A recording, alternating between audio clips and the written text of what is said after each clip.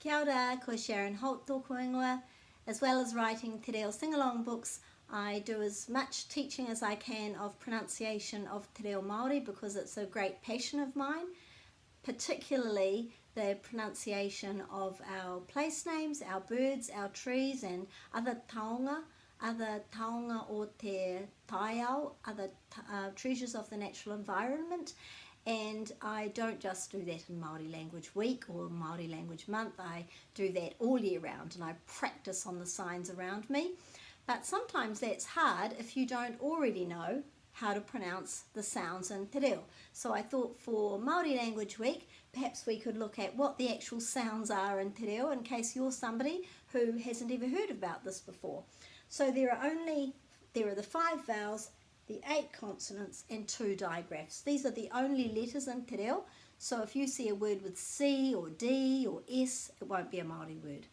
Okay, so there's a, e, I, o, u.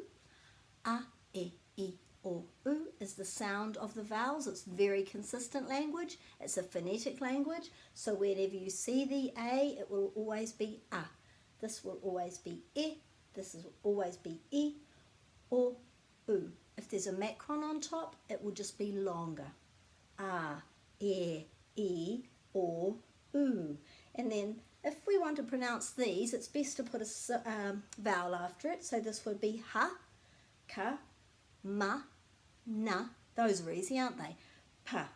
Now this is a little bit rolled, so this is ra. It isn't ra, it's ra, ra, ra. And this is ta if it's followed by a. There, if it's followed by the letter E, then this would be T or tu, T if it's followed by I or U, and the T if it's followed by O would be to.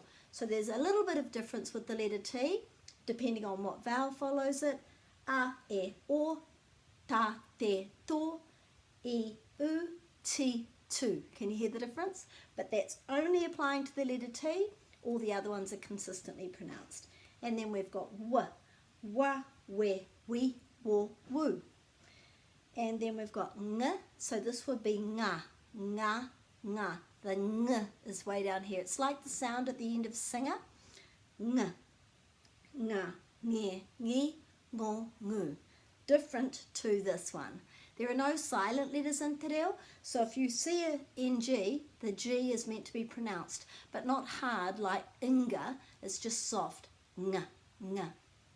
And then this one comes out a little bit like the sound of the letter F, so this is fa, if it's got an A after it, or fe, or fi, or fo, or fu.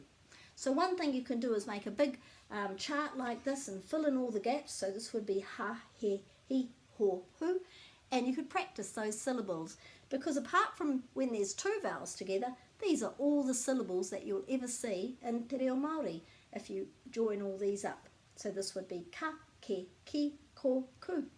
So that makes it a little bit easier hopefully for you to know that all the words in Te Reo will always be pronounced exactly as they should be depending on what the vowel is after it.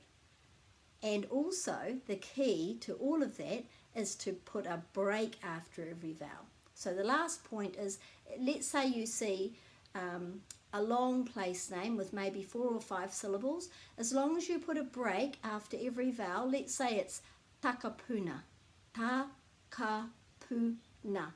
takapuna, because you're remembering a, u, a, takapuna, you'll never get it wrong. All the best for Māori Language Week. Ka kite.